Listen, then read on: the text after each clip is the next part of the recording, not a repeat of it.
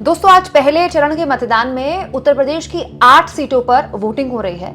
इन 8 सीटों में 2 सीटें ऐसी हैं दोस्तों, नगीना और कैराना, जहां विपक्ष के प्रत्याशियों की तरफ से बिल्कुल एक जैसी शिकायत चुनाव आयोग से भी की गई है और प्रशासन पर भी एक जैसे ही आरोप लगाए गए। दोस्तों नगीना से आजाद समाज पार्टी के प्रत्याशी चंद्रशेखर आजाद चुनावी समर में है और नगीना सीट को लेकर उन्होंने बेहद गंभीर आरोप लगाए स्थानीय प्रशासन पर। उनका कहना है कि जो वोटिंग है वो बहुत स्लो कर दी गई है। मतलब अब इतनी गर्मी में आप सोचिए, जो लंबी लंबी लाइनें लगी हुई हैं उसमें अगर स्लो वोटिंग होगी तो लोग वोट करने क्यों जाएंगे। हालांकि आज़ाद समाज पार्टी के प्रत्याशी चंद्रशेखर आज़ाद का ही कहना है कि 2 बजे के बाद, क्योंकि आज फ्राइडे है तो जुम्मे की नमाज होती है, तो 2 बजे के बाद जो उनका वोटर है बड़े स्तर पर वोट करने आएगा। लेकिन इस बीच चंद्रशेखर ने कहा है कि प्रशासन लोगों को वोट नहीं डालने दे रहा है। ये आरोप देखिए न्यूज़ 18 ने बाकायदा छापा है। उन्होंने कहा कि मैं सभी बूथों पर जाऊंगा। उन्होंने मीडिया से भी अपील की कि जो गुंडागर्दी की जा रही है वो गुंडागर्दी दिखाई जाए। दोस्तों देखिए यहाँ पर साफ तौर पर लिखा है, जो कि चंद्रशेखर आजाद ने कहा है कि मुझे सूचना मिली है कि सहारनपुर में आधार कार्ड और वोटर कार्ड होने के बावजूद पुलिस लोगों को मतदान नहीं करने दे रही है।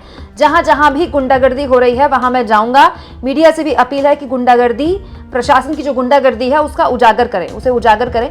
यहाँ पर चंद्रशेखर आजाद ने यह आरोप लगाए स्थानीय प्रशासन पर।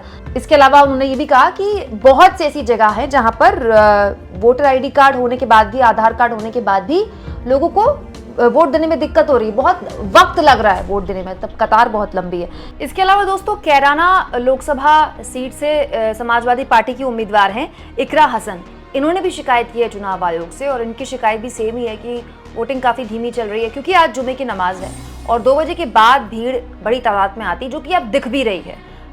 जितनी भी सीटें हैं 8 उत्तर प्रदेश में जहां पर वोटिंग हो रही है, 2 बजे के बाद वहां जबरदस्त वोटिंग टर्नआउट मुस्लिम मतदाता का दिखाई दे रहा है, क्योंकि जुम्मे की नमाज के बाद अमूमन ज्यादा टर्नआउट दिखाई देता है। सुबह लोग नमाज अदा करने जाते हैं। तो इकरा का भी यही शिकायत है। उन्होंने भी यही चुनाव आयोग से कहा है कि एक वोटिंग मशीनों को दुरुस्त किया जाए जहां पर खराब मशीनों की बात आ रही है। इसके अलावा टाइम पर वोटिंग की जाए, क्योंकि इकरा भी ये दावा कर रही है कि 2 लाइनें लगा दी गई हैं और लोगों को ऐसा कन्फ्यूजन हो रहा है। वहां पर जो पोलिंग बूथ पे पहुंचे हुए लोग, उनको इस बात का कन्फ्यूजन हो रहा है कि कहीं सबको वोटिंग करने का अधिकार मिलेगा कि नहीं मिलेगा, सबको वोटिंग करने का मौका मिलेगा कि नहीं मिलेगा। क्योंकि जुम्मे की नमाज के बाद में मतदाता आए हैं, मुस्लिम मतदाता आए हैं। तो इकरा ने यह भी कहा है चुनाव आयोग से कि चुनाव का वोटिंग का जो टाइम है उसको एक्सटेंड कर दिया जाए।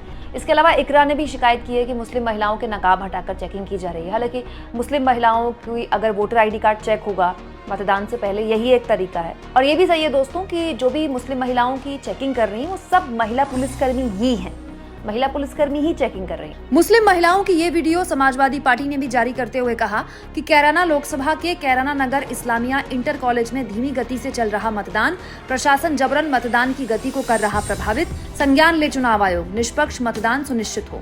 दोस्तों नगीना और कैराना दोनों बहुत ही महत्वपूर्ण सीटें हैं, क्योंकि यहाँ पर जिस तरह के ध्रुवीकरण की उम्मीद बीजेपी कर रही है और जिस तरह की सफलता उसको पश्चिमी उत्तर प्रदेश में मिली थी, बहुत उम्मीद है बीजेपी को इन दोनों सीटों से।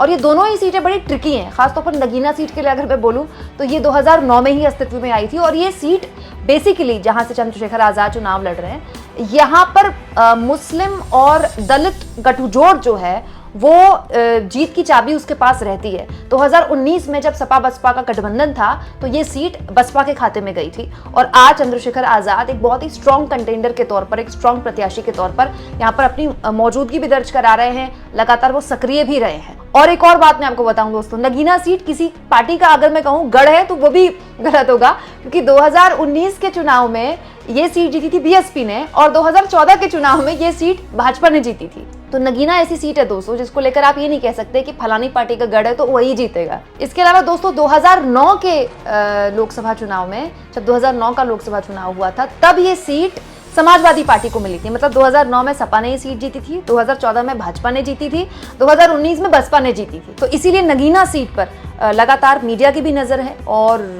सोशल मीडिया की भी नजर है और हमारी भी नजर है। लेकिन फिर भी हम मानते हैं कि विपक्ष के 2 उम्मीदवार जो कि बिल्कुल एक जैसी शिकायत कर रहे हैं, चुनाव आयोग इस पूरे मामले में संज्ञान लेगा, तुरंत एक्शन लेगा। आप इस मुद्दे पर क्या सोचते हैं दोस्तों, कमेंट बॉक्स में जरूर लिखें और जितना हो सके चैनल को शेयर भी करें, सब्सक्राइब भी करें।